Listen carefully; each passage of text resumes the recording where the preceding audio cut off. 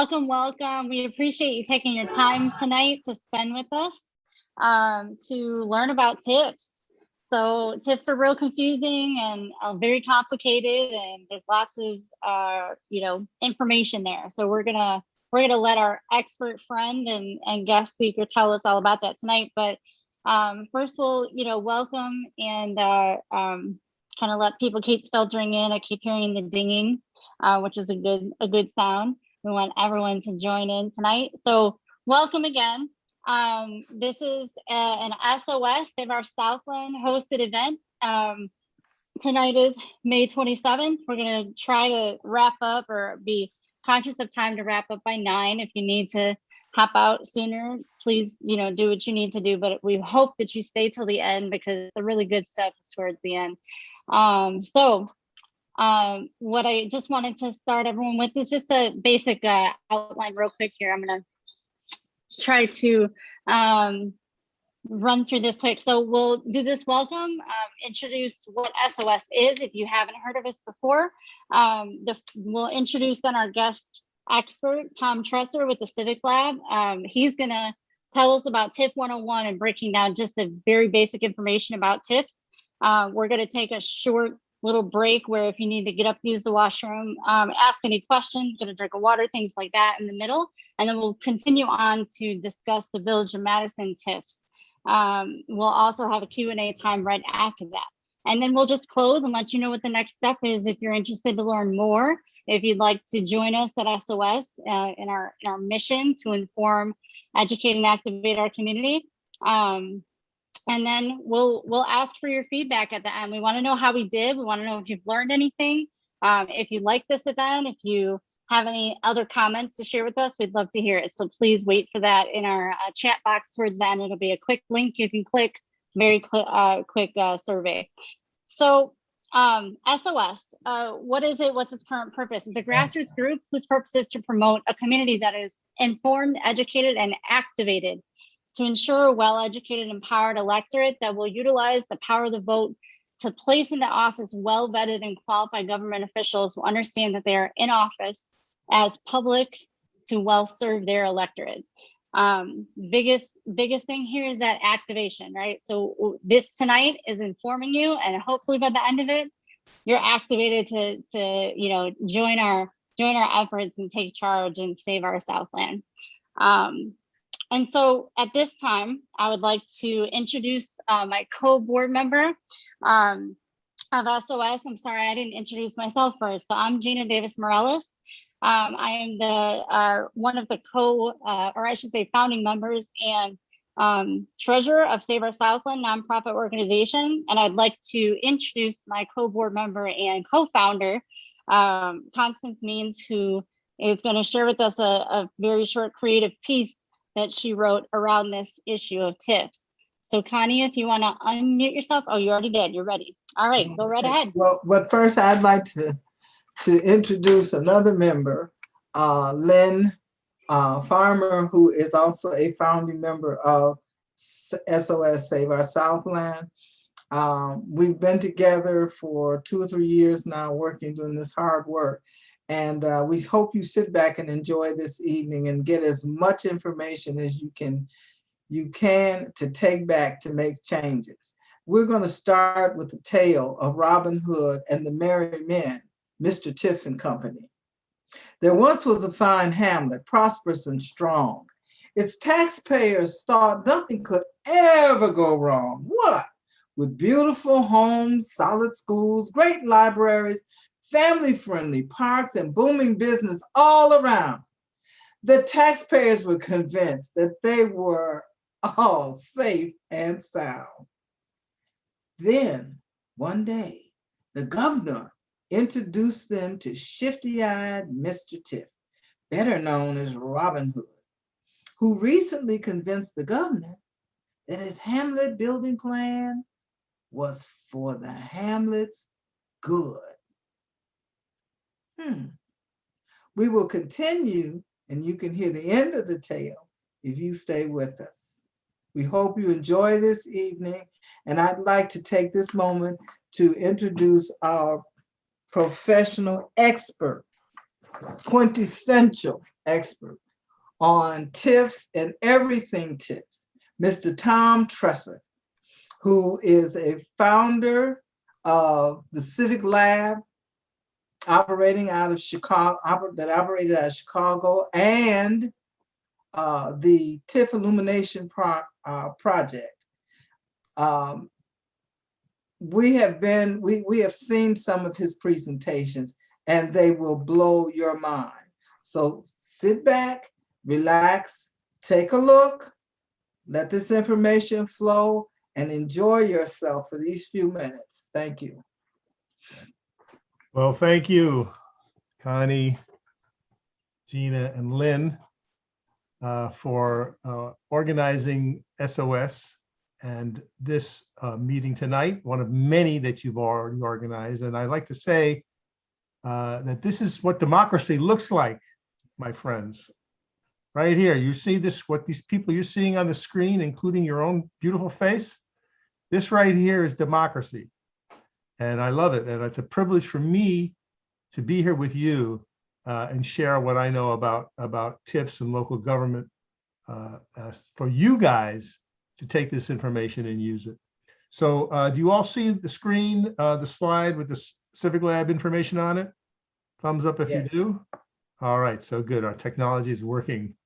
That's nice to know. All right, the Civic Lab.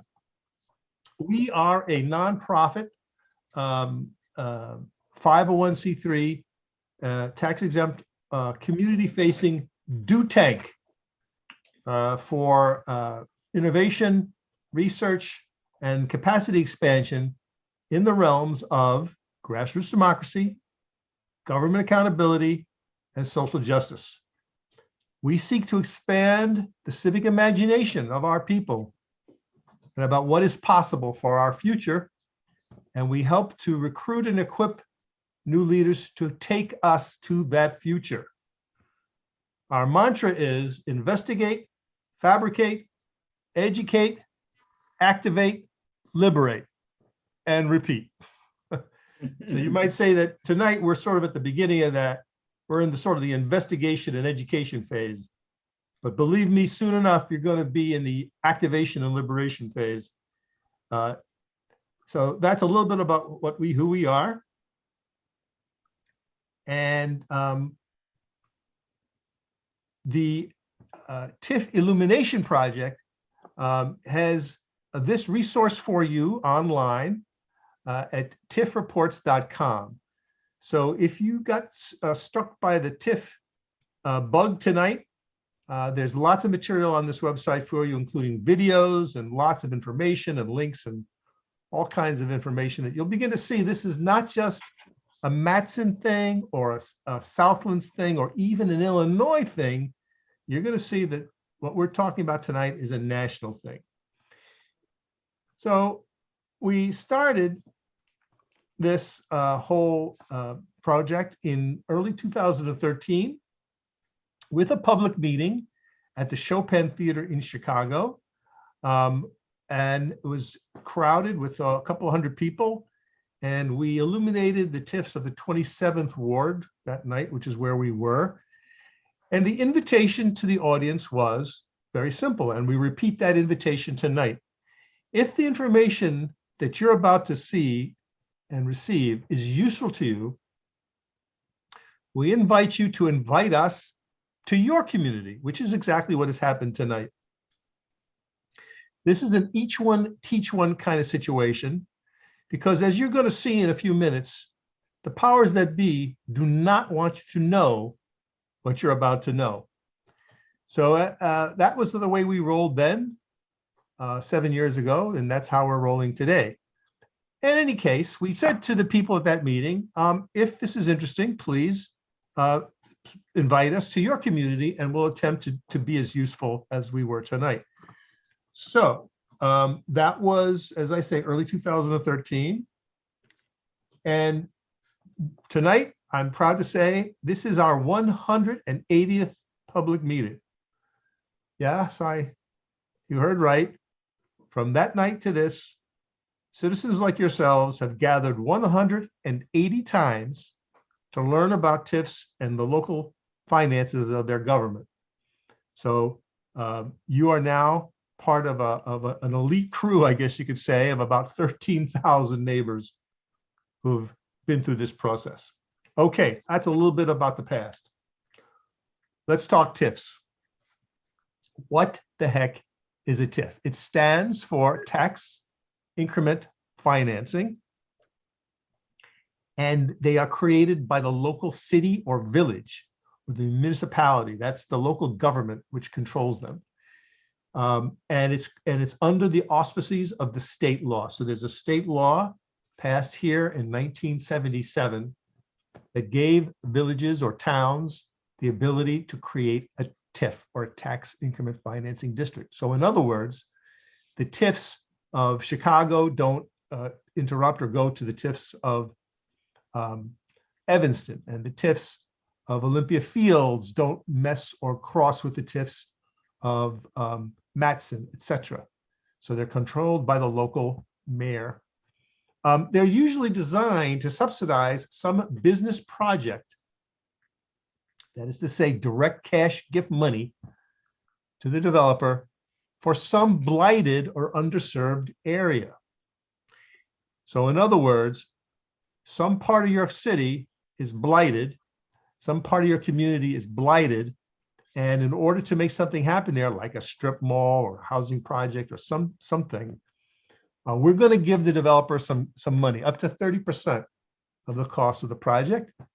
But it also has to pass something called the but-for test, which means that but for the public infusion of dollars, this project would not have happened. And that is a very vague test, difficult to prove. But what it's saying is a project that would stand on its own in a, I don't know what to say, a prosperous part of your community. That is to say, someone would just get a construction loan and go ahead and build it, and operate it, would not be possible in the blighted part of town. Now, once the TIF is created, it captures all the incremental property tax value above the base of property taxes that were collected when this whole thing got started. I'll go through that in a little more detail in a minute.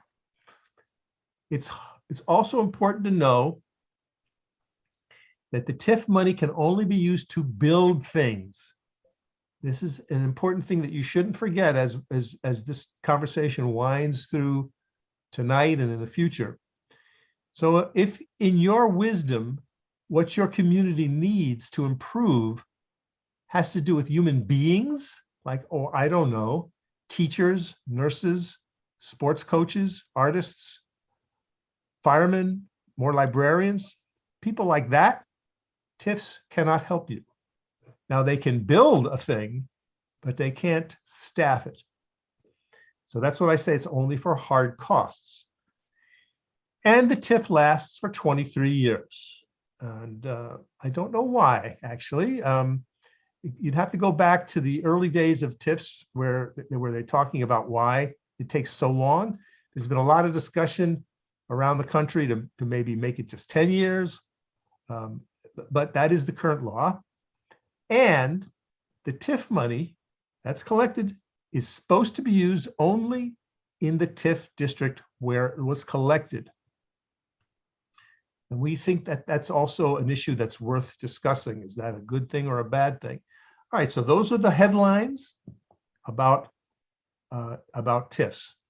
So now let's get a little more in detail, and we're going to use this TIF as an example. So we're not looking at Olympia Fields tonight. That might be a feature for another night, but this was a nice diagram. So we picked this one to show you. So this right here is TIF number 3 in Olympia Fields off of Volmer Road, and sort of, I guess you could say, bisected by the Governor's Highway. And you can see that it's an odd shape, and it has a lot of property in it. So it looks like there's some residential with the little squares, and it looks like there might be some industrial with the large squares, and maybe even some large vacant land. I'm not sure what that is over there on 103rd Street, or is it 203rd Street? It could be a factory, it could be a parking lot. I don't know. You guys probably would know what's there. All right. So let's use this as an example. So let us say that there are 1,000 properties inside this TIF, okay, for the sake of argument. And let's say those 1,000 properties are generating $1,000 in property taxes as the TIF begins. So this is the thing, you got to take out your pen and write this down in your notebook. This is called the base. So the base, when you hear the term base in this conversation about TIFs, what they're talking about is how much property taxes were all the properties, commercial and residential, basically everything in that green shape that you see there, how much money were they throwing off in property taxes? And that number is given to the city or the municipality by the county, because that's their job. They keep track of all of that. Now, you may have seen this diagram. It's often used to explain tax increment financing. So now let's break it down. You see the blue bar at the bottom, that's kind of like the foundation. That's the base, right? So at the start of the process, and I'm going to sort of try to use my little marker here. Over here at the start, we said those properties were throwing out $1,000 in property taxes. The first thing you need to notice is that base is flat for the entire length of the TIF.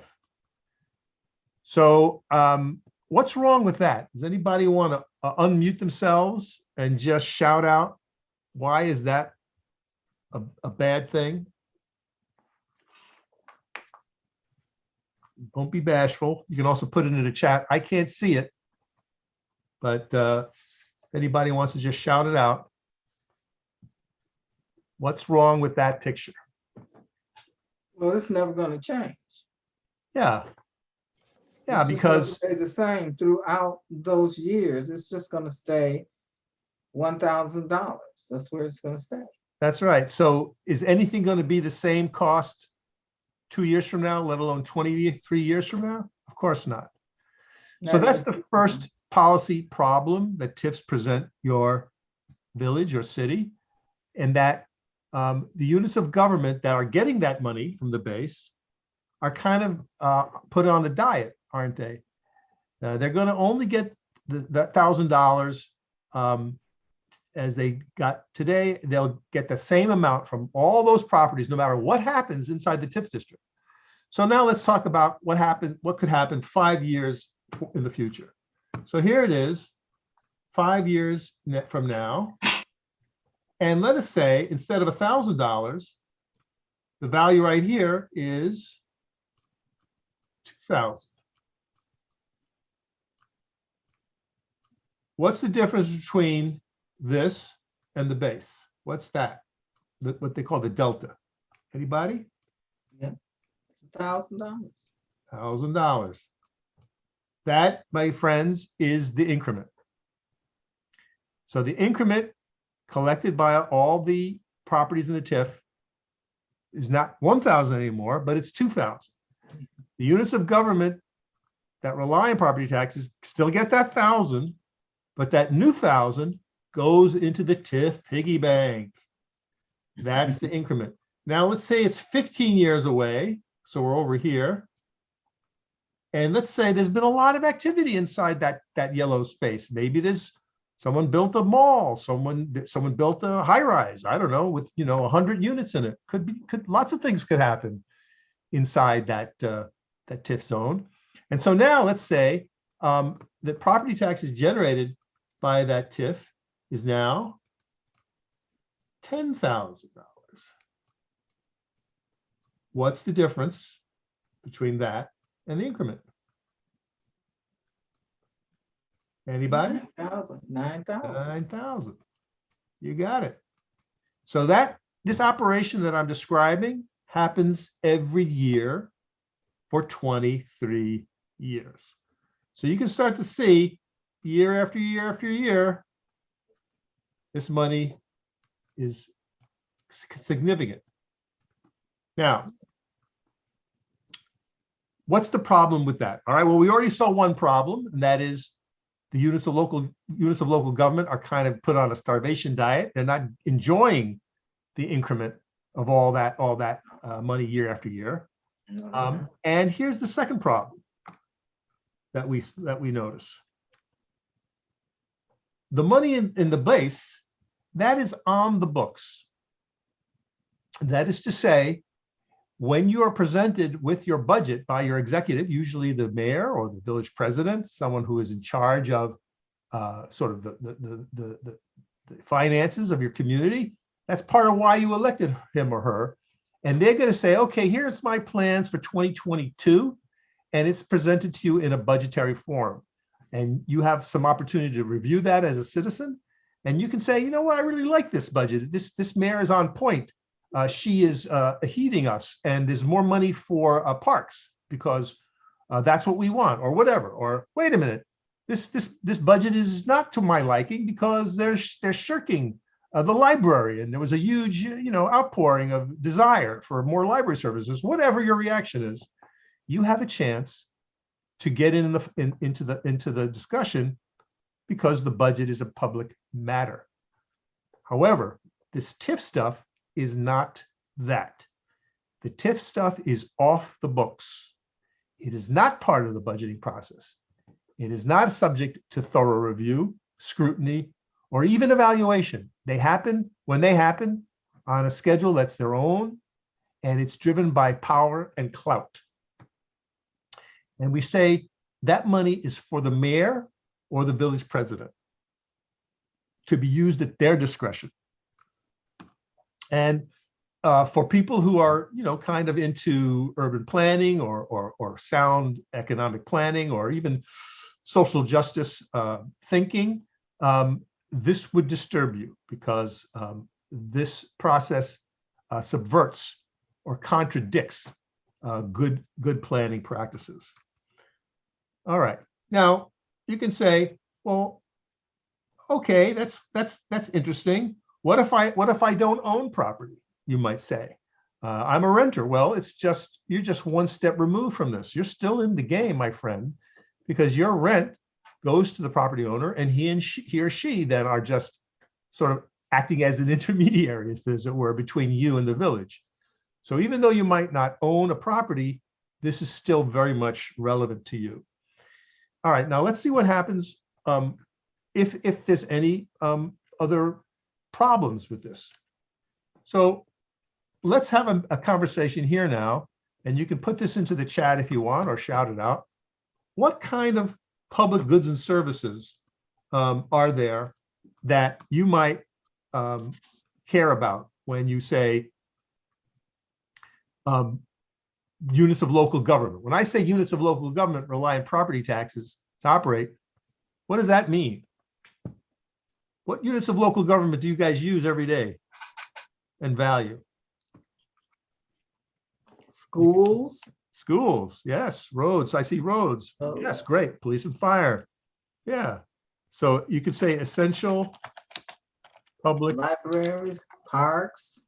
Libraries, parks. Yeah. I mean, you guys covered them in 2 seconds. Pretty much. And you could say, well, look, I don't have kids, so I don't really use the schools, but Transportation. but even if that's the case, you still recognize the importance of public schools in the life of the community. I certainly do. I don't have a kid, but I was on the LSC of my elementary school here in Chicago because the Tresser family holds public education in high regard. We think it's at the cornerstone of the American experience. Yes. Not just the economy, but the essential democracy of our country, in our opinion, is based on universal public education of the highest quality, right? So it's not a trivial matter, I guess, is what I'm telling you. When a dollar of property tax goes missing, dollar of property tax goes missing. We could have like an Agatha Christie detective movie, or Sherlock Holmes comes with his spyglass trying to find that money. Where'd it go? Who's the victim here? the dotted line on the crime scene. You know, who is the victim? Well, you guys pretty much just identified the victims. So this is a property tax bill from the community of Matteson, which is what we're looking at tonight. And you can see the red dotted line describes the main area are public schools. And it takes up 74% of the property taxes collected. That is to say, for every dollar collected inside the village of Matteson, what we're saying is about 75% of it goes to public schools. And you can see the names of the districts right there. And I'm understanding that there was a high school recently closed. So it's of extra, I think, importance to this community to make sure that your property tax dollars are spent the way they're supposed to be spent, the way you think they're being spent, the way you would desire them to be spent. And so, so this is your, I guess this is your list of victims, for lack of a better term. So when a dollar of property tax goes missing, this is where you would come to see who's missing out. And the victim number one would be your public schools. Right, 74% is supposed to go to public education, supposed to. And this just gives you a sort of a snapshot. That base that we kept talking about, this is kind of how it's distributed in your township. Public school, 74 cents. The municipality or the township is 14 cents. The park district and the community center, recreation, I guess you could say, 9 cents. And the county of Cook also gets some of your property tax money, since we all are living in that county and we all have an obligation to keep its lights on. It's 3 cents of your dollar, absent any meddling.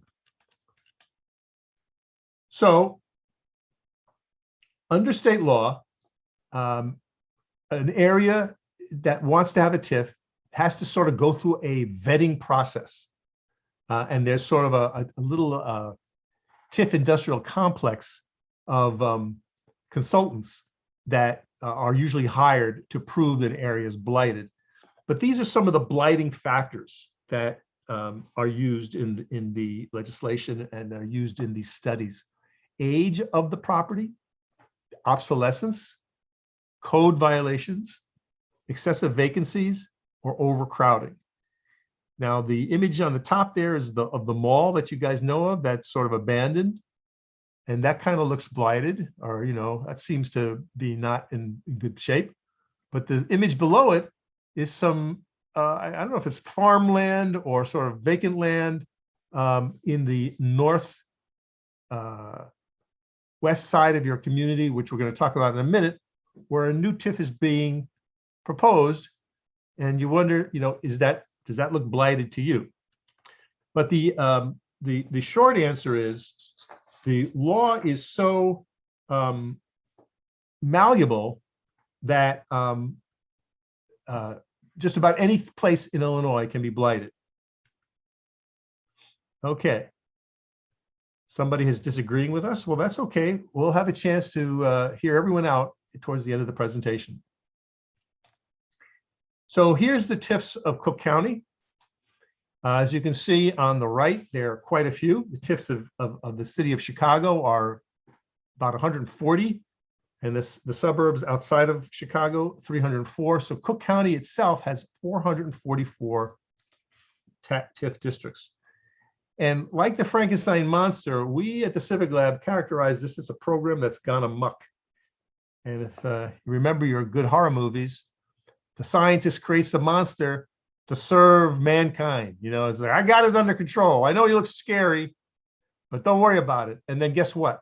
The monster bursts his chains, breaks the scientist's back, runs out and burns the village down. Oops, got away from us. That's kind of how we look at the tax increment financing beast.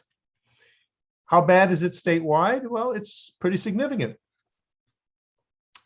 As I said, TIFs came to Illinois in 1977, and since 1980, they have extracted $24 billion. $24 billion total off the table.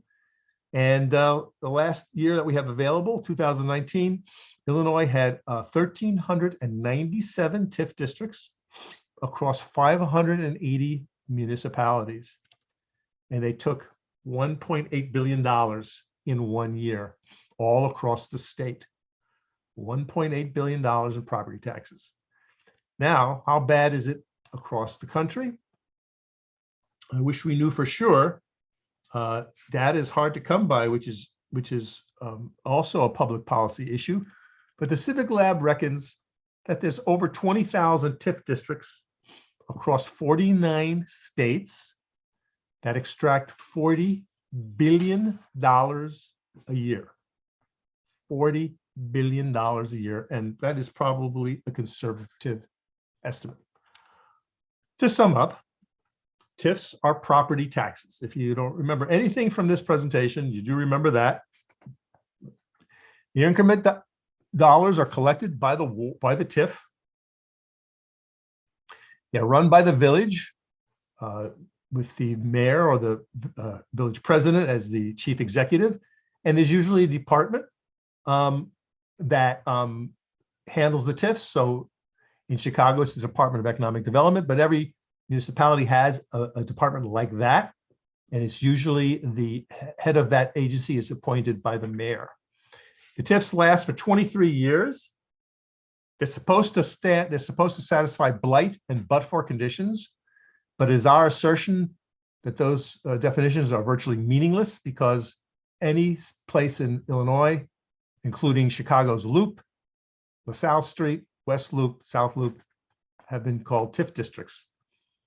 They're only for hard costs.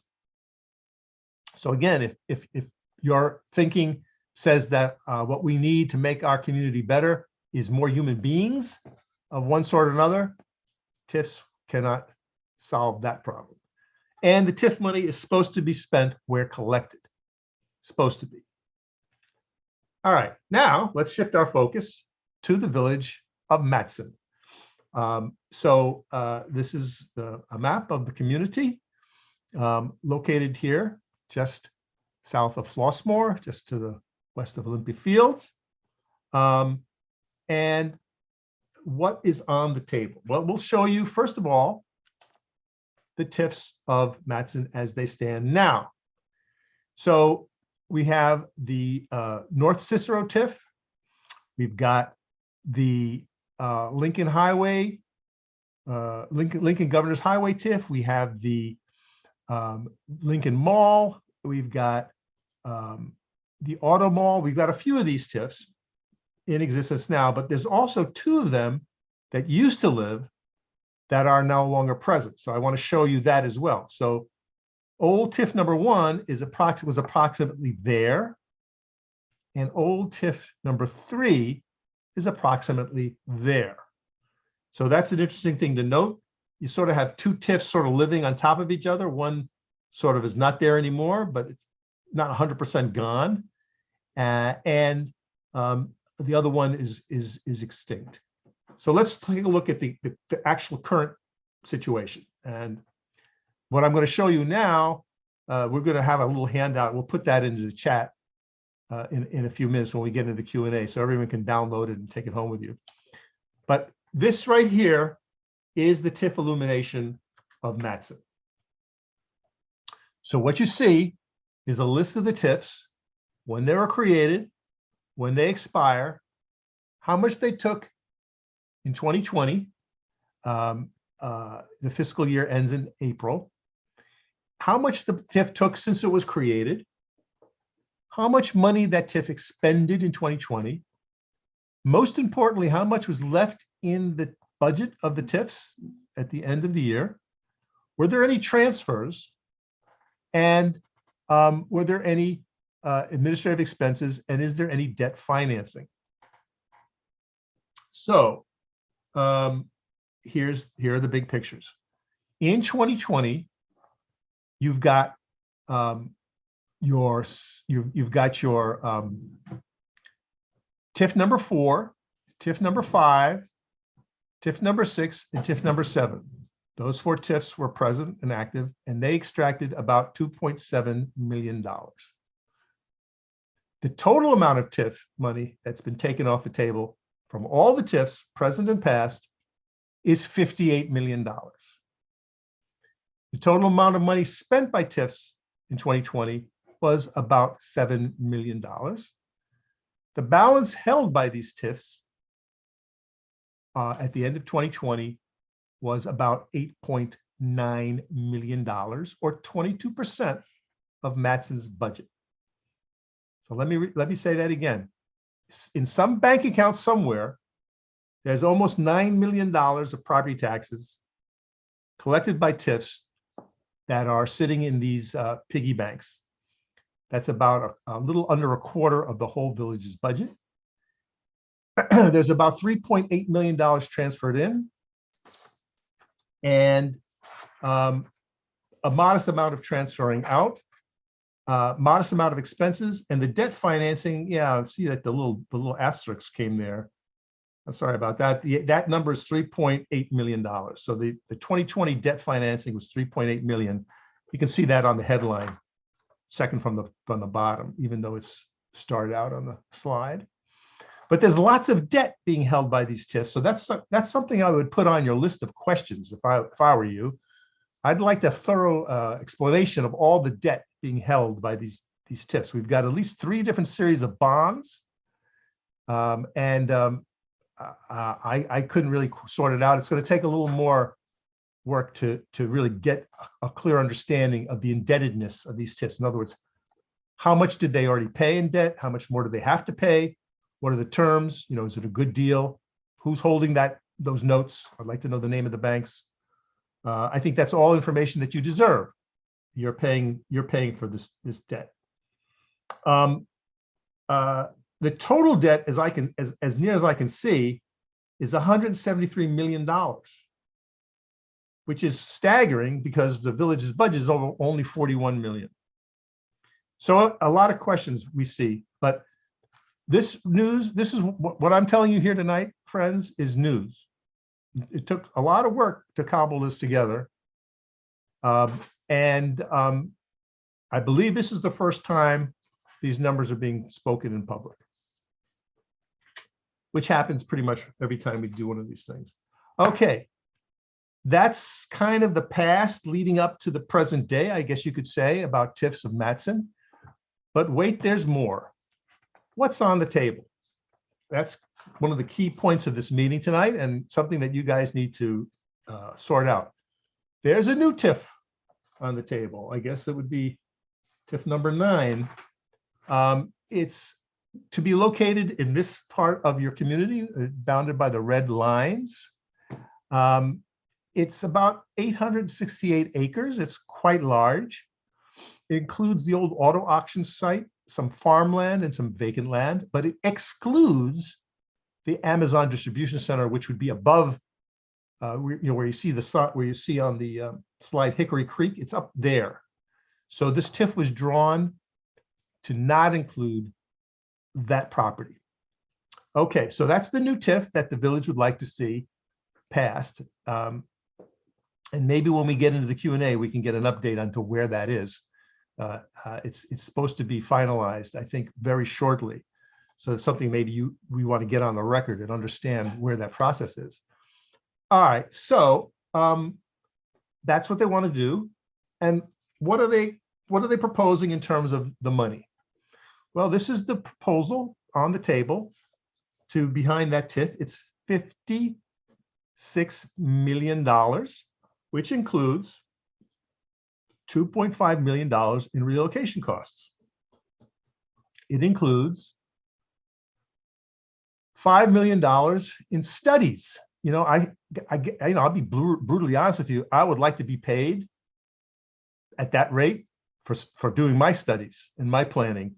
I would retire to an island somewhere. But anyway, $5 million for surveys and plans, etc. That's a costly, etc.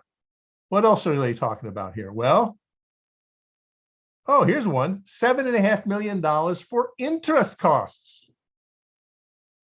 I don't know about you, friends, but aren't we tired of shipping our public money to Wall Street? Don't they have enough of our money already?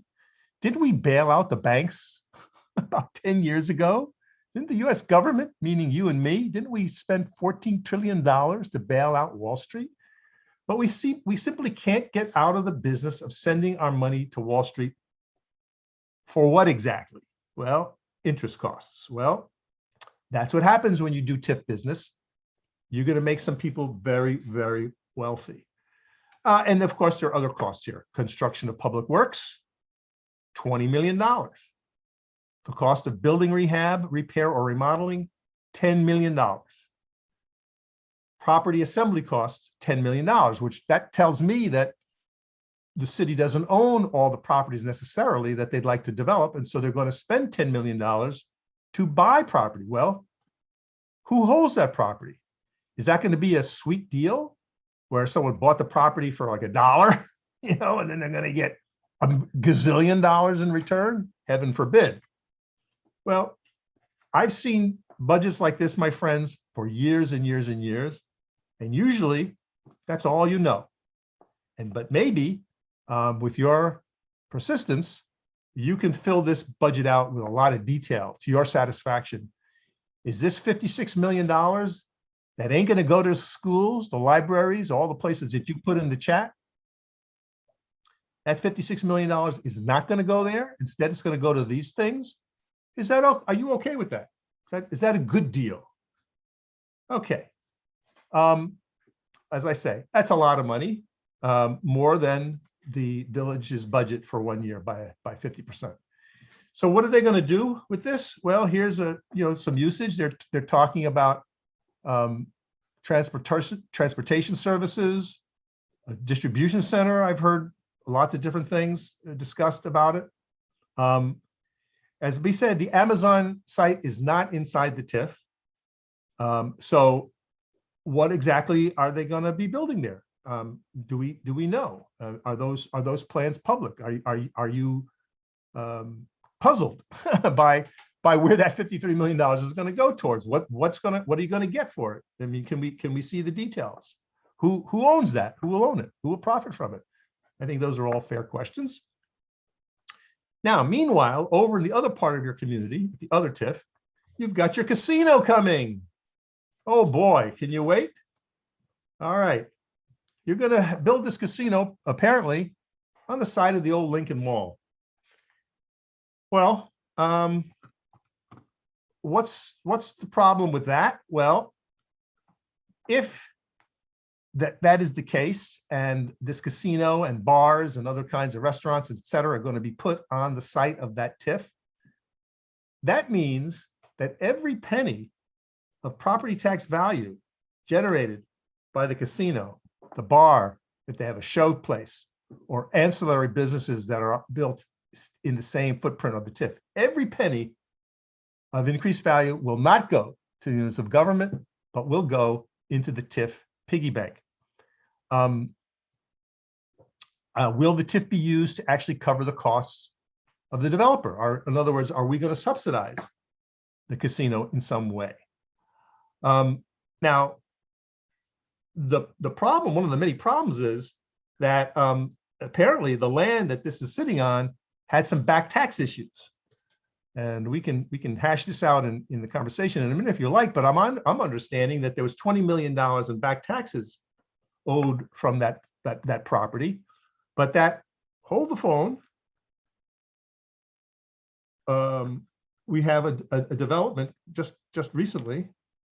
Your mayor is now going to be the director of the Cook County Land Bank Authority, which then can snap up that property from zero. In other words, forgive the $20 million in back taxes, and then transfer the property to the village and the development. So not only will your public agencies lose the revenue, the increased revenue for 23 years, but you're not even going to get the $20 million that somebody owes you for that property. So I don't know. It seems like it needs to be looked into with some rigor. Okay. That is the conclusion of my presentation, ladies and gentlemen. I now shift the meeting back to our good friends at SOS, where they can take control of the screen.